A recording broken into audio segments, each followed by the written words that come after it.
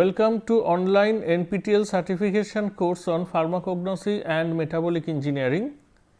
We will now go to lecture number 43, where I will discuss about carotenoid pathway genetic manipulation, that means metabolic engineering of carotenoid pathway. So, here I will cover two case studies. One is basically genetic engineering for zeaxanthin rich potato, and second one is about improving provitamin A content in tomato. So, let us go to the board now. So, genetic engineering for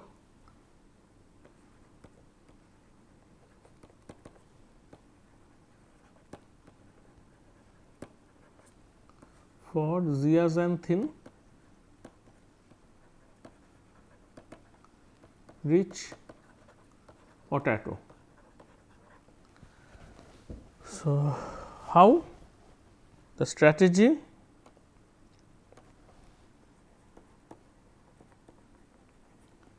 So, they used the gene which is zeaxanthin epoxidase ZE, which is zeaxanthin epoxidase I have mentioned in the last class, and they have used two strategies. One is basically by overexpression and another one is by antisense expression or antisense suppression.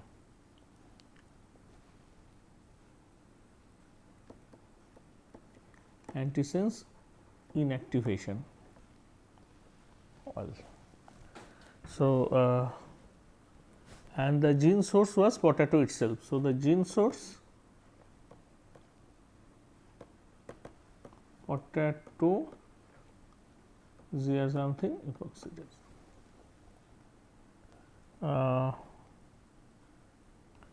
So, to show you the pathway once again for a brief revision is this, that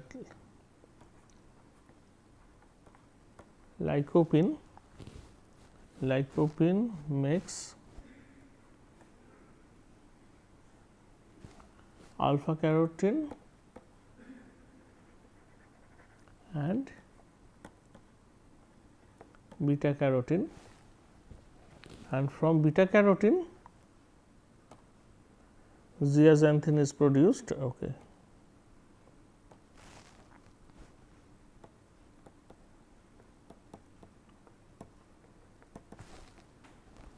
And zeaxanthin in the next step converted into anthraxanthin and then violaxanthin. So,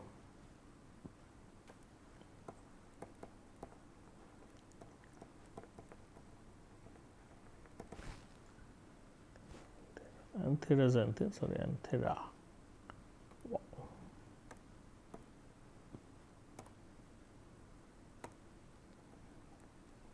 And then violaxanthin.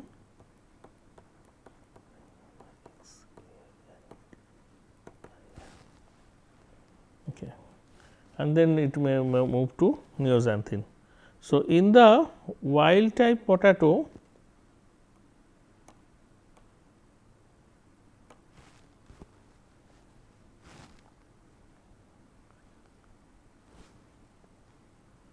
violaxanthin accumulation is pretty prevalent,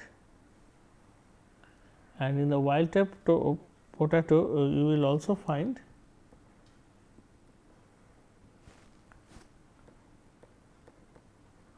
lutein. So, this is what happened in the normal wild type potato. So, wild type.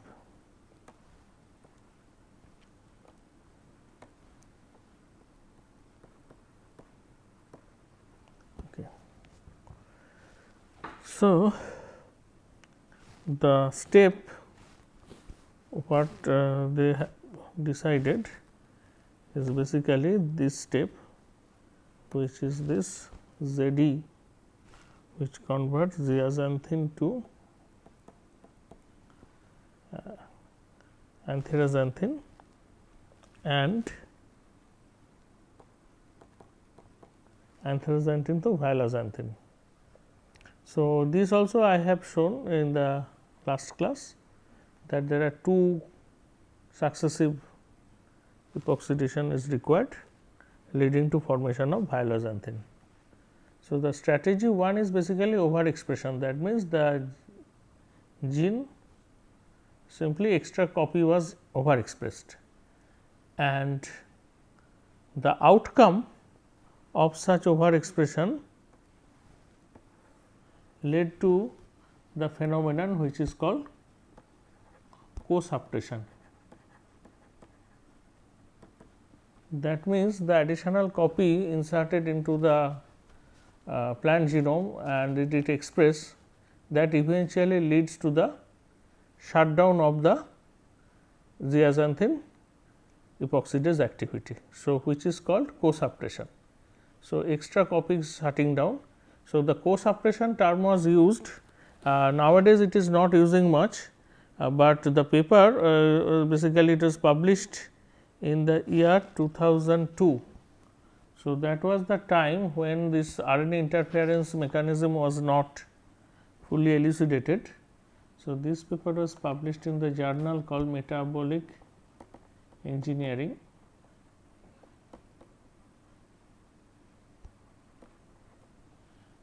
In the year of 2002, volume 4, page number 263 to 272. The first author is Romer, R-O-M-E-R, Romer et al. From a German laboratory. Okay. So, this leads to co-suppression. Co-suppression means the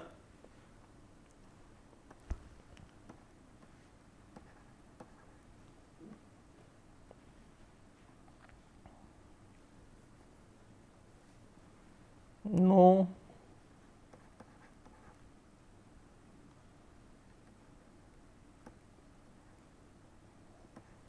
violaxanthin production in the transgenic plants. Whereas, in case of antisense suppression, that is straightforward, because there it is the strategy is clear, basically you want to shut down that, and as a result of that here also same thing will happen, that no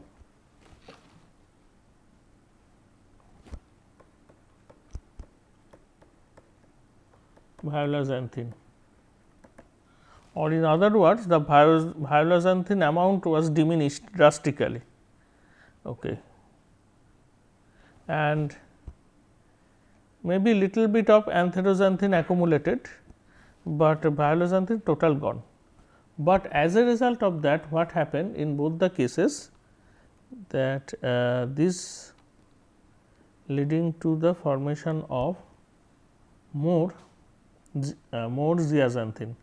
So, that means when you are blocking this by antisense or try to make overexpression, both leads to basically shutdown of this pathway, leading to more accumulation of zeaxanthin.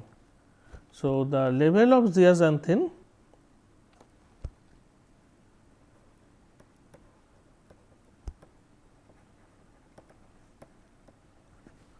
level increased from 4 to 130 fold, depends on the expression level. Okay. Another point is that when higher zeaxanthin level was found, that also showed that increase in the total carotenoid content.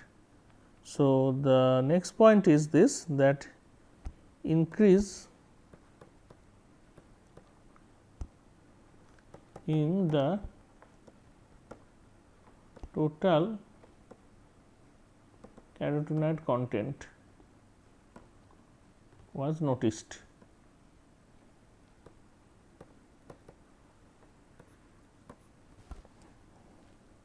And this increase up to 5.7 fold as compared to the control. And also what they have found that in few lines reduced amount of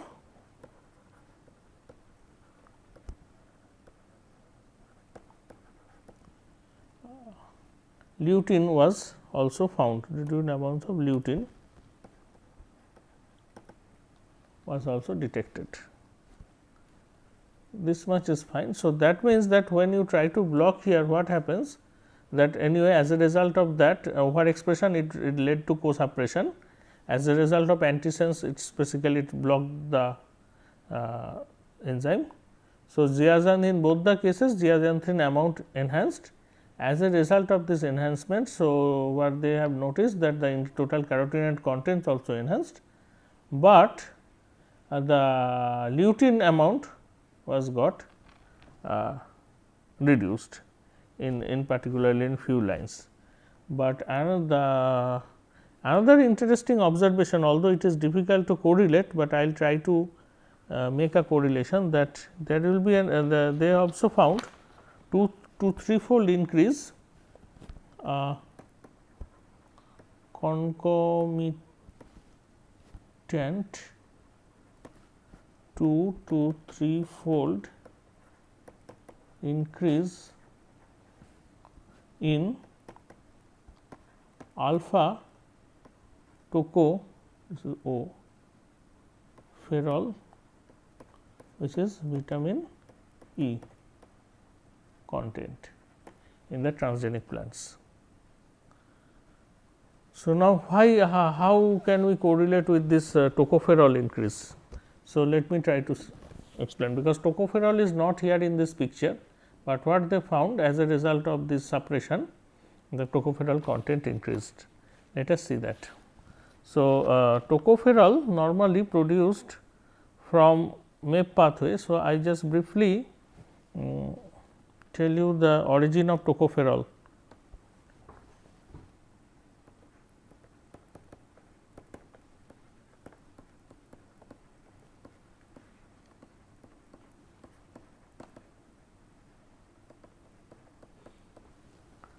So, one is the Sikimet pathway,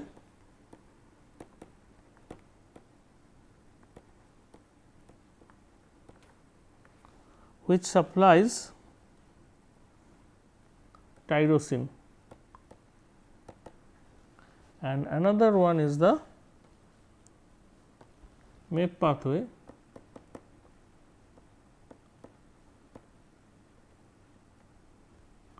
and this pathway is basically contributing to the formation of chlorophyll as well. So, here if I write briefly, chlorophyll and of phytyl tail is there, PHYTYL, phytyl pyrophosphate is produced. So, from tyrosine what happens that it produces the homogentisic acid, HO.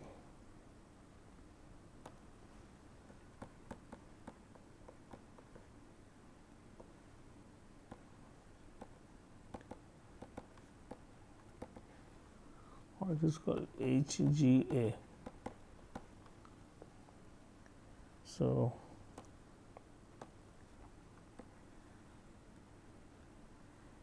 homogentisic acid and phytyl tail, they joins together and forms the tocopherol,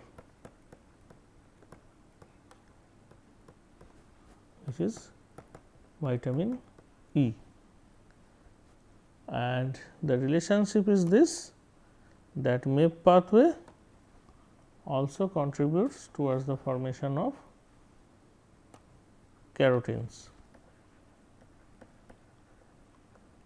carotenoids, including provitamin A, which is beta carotene. So, the relation is bit very distant, but what happens that and the phytyl pyrophosphate is basically it is produced, if I show it to you, that it is basically coming from GGPP. So, MEP pathway, this is coming from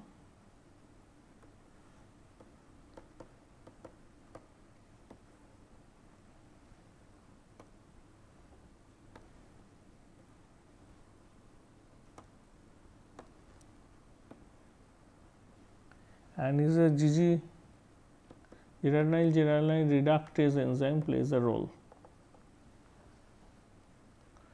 And so the relation is this, that when the total carotene content enhanced, what we found as a result of this antisense suppression, the point is this, that enhancement perhaps drives the MEP pathway or the flow of the MEP pathway flux more towards this pathway, and it is possible that as MEP pathway is more active. So, perhaps that leads to more formation of this okay, I made one small mistake. So, this GGPP reductase will be here,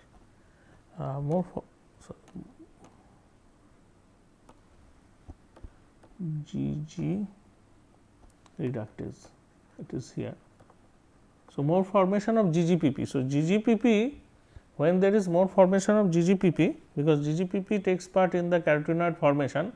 So, some amount of GGPP is basically channelized towards the formation of this tocopherol through this phytyl tail. So, right, GGPP means it's like this way. So, we can modify the pathway a little bit more. Instead, I take this out. So, this is basically the origin of tocopherol and its relationship with the carotenoid pathway.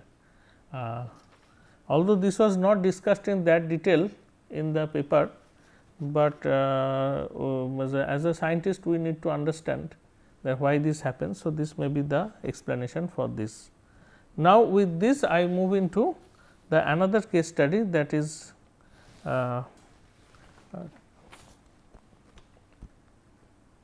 improving provitamin A content in tomato.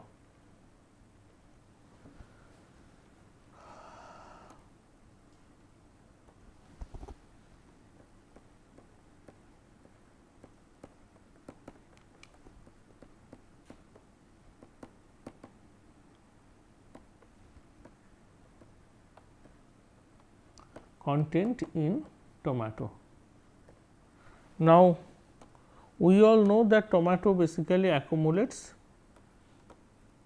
lycopene, and lycopene is basically a very strong antioxidant. So, there is always a need for accumulating more lycopene in the pathway. So, how lycopene is formed, although I have discussed. So, I just make a simplified pathway, I will not showing all the details. So, lycopene is basically formed from this zeta carotene,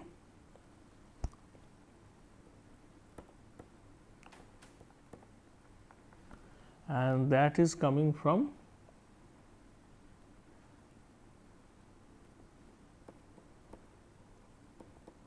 phytoin, and what I have also mentioned in the earlier class, that this is phytoin desaturase and this is called zeta carotene desaturase. So, these are the two plant enzymes which involved in the formation of lycopene, and so the work what I am going to discuss now basically there are two groups which contributed in this improvement. One group is from UK group and the second group was from the Italy group. So, UK group originally aimed for making more lycopene in tomato, and what they have done, actually they have used a bacterial gene which basically makes lycopene from phytoin in one step. This is called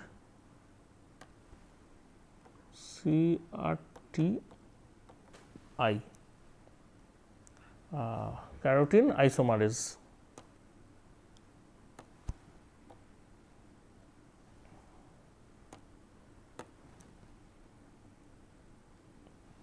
Okay. So, this is basically from the heterologous source. I will not talk more about this here. When I will talk another case studies, I will talk there. So, this is basically the bacterial gene. So, the heterologous source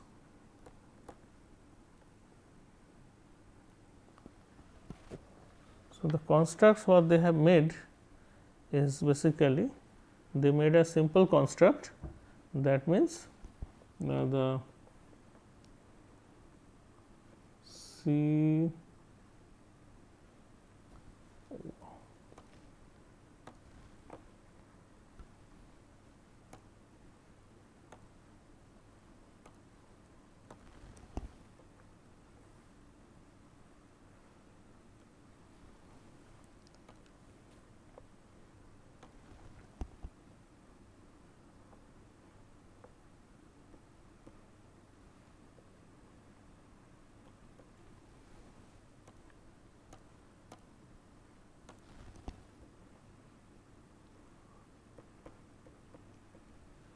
and in between they put a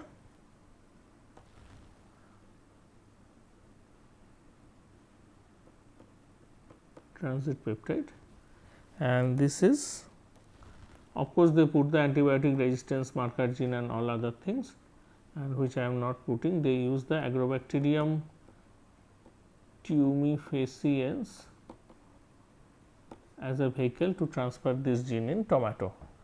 Now, a promoter was used. This promoter was a constitutive promoter. So, throughout the plant the gene is expressed and terminator is there, so that the transcription will stop there. And why TP? Because this is a heterologous gene source, and you are inserting this gene into the genome, but eventually, as I have mentioned, that the pathway, carotene pathway is basically operating in the plastid or chromoplast, eventually it forms a chromoplast. So, the transit peptide is required to drive the translation product into the plastid, where it is expected that this enzyme will get the appropriate substrate and run the pathway. So, that is why they have put it. Now, what happened as a result of that? What they expected, that when they have put this CRTI under the control of a very strong promoter, so it should work, and yes, it has worked and it should make lycopene. But what happened here, that when they try to analyze, they found that it is not the lycopene, but the pathway moves ahead and produces beta carotene. Okay. So, that is unexpected result, and beta carotene is basically the precursor of vitamin A. So, that is unexpected, but interesting result, but why it happened, that is the question. The gene function led to the formation of lycopene, yes it achieved, but lycopene subsequently converted into beta carotene. This is perhaps happens because of the presence of endogenous genes, which is called beta LCY, which I have also discussed in the next class. So, more lycopene in the cell allows the endogenous beta cyclase to function, and it converts this to this. So, this was unexpected result, and this paper was published in Nature Biotechnology in the year 2000.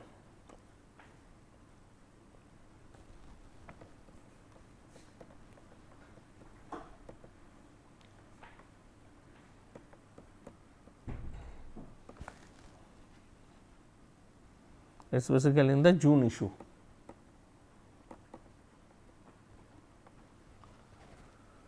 Okay. Anyway, the result was unexpected, but the result was interesting and it has direct bearing on the health issues, and that is why the paper goes to Nature Biotechnology. Now, let us see what Italian group attempted to do.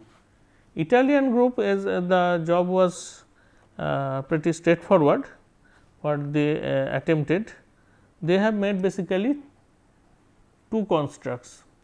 One is the overexpression construct or OE construct. So, the overexpression construct is basically they have taken again a heterologous gene, but it is from the plant source only. So, they have taken Arabidopsis beta cyclase gene, Arabidopsis LCY. This gene they have taken and they express it under the control of a promoter and terminator. So, here they also need to add a transit peptide, because eventually it should be driven into the plastid, and but the promoter what they have used a organ specific promoter which is called tomato PDS promoter, tomato PDS phytoene desaturase promoter. It is tomato plant specific promoter, and whereas here it is basically the CAMV35S promoter, which is a constitutive promoter in the other case. Okay, and then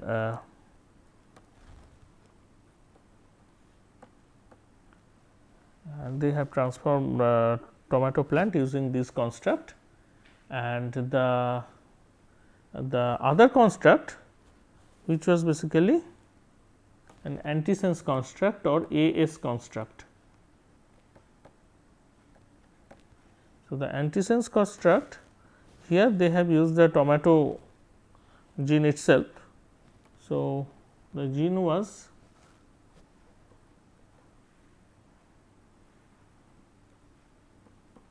TOM beta LCY, lycopene beta cyclase, whatever, and then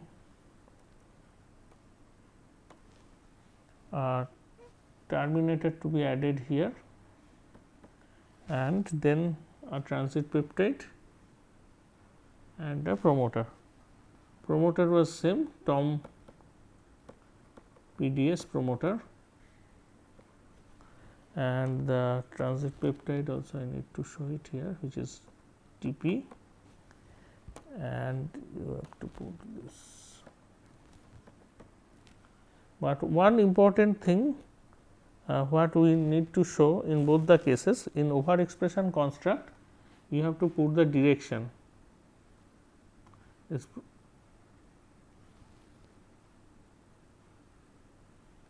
this direction in this way, whereas here you have to put it in this direction.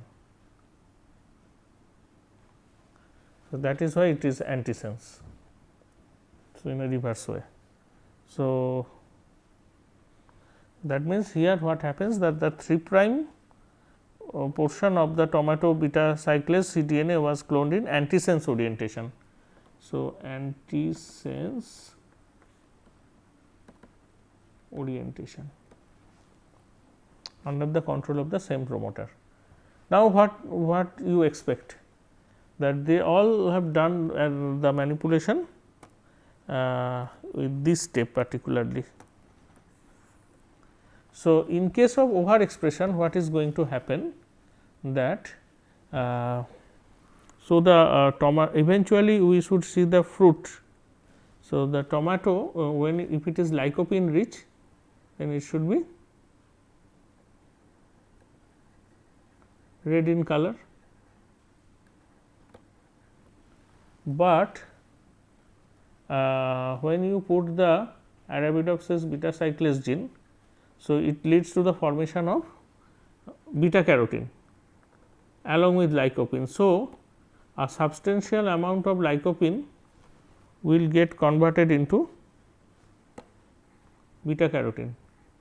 So, accordingly the color of tomato should change into orange.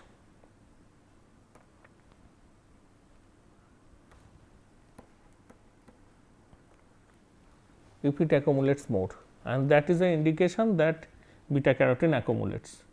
Whereas in case of antisense suppression, where basically you are blocking the step, then what will happen, that leads to more lycopene. So, then how do you distinguish? So, if you take a wild type and the antisense expressed plant, so the intensity of the red color will differ, and from there it is possible visually to check the consequence of this gene expression on tomato plants. So, Italian group was very successful in achieving their result, and in fact, the overexpression construct actually it produces orange or bright red coloration.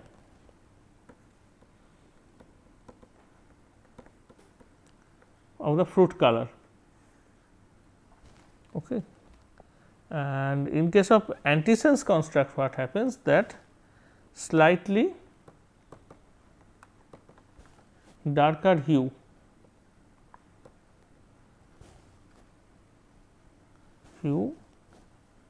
in red fruit was noticed.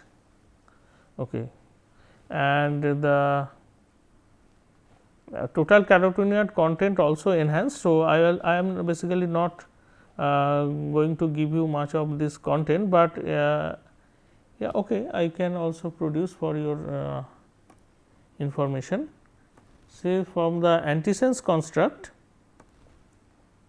from the overexpression construct. So, overexpression construct when we use, so there what they found, that the total carotenoid level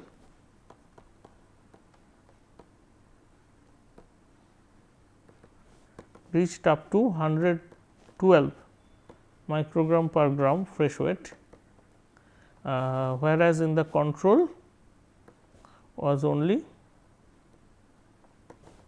66.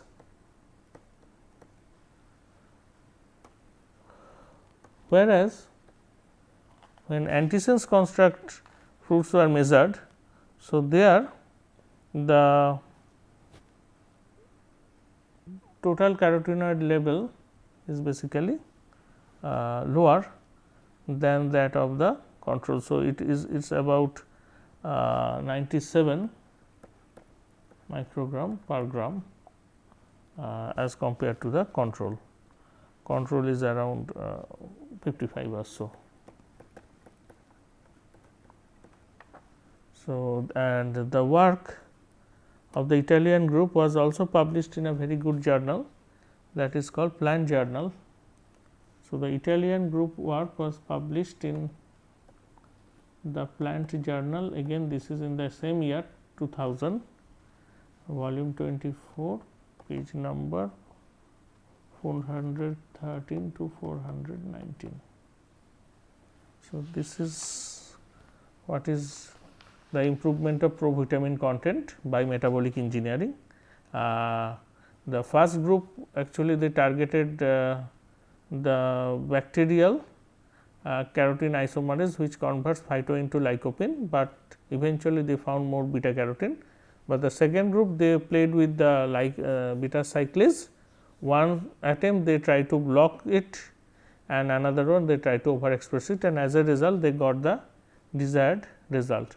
So, this is basically the outcome from the overexpression construct. If you see the color, this is orange type and this is basically from the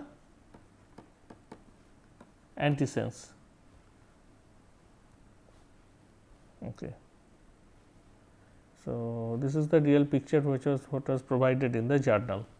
So, I hope this is clear to you, and with this I end this class. Thank you.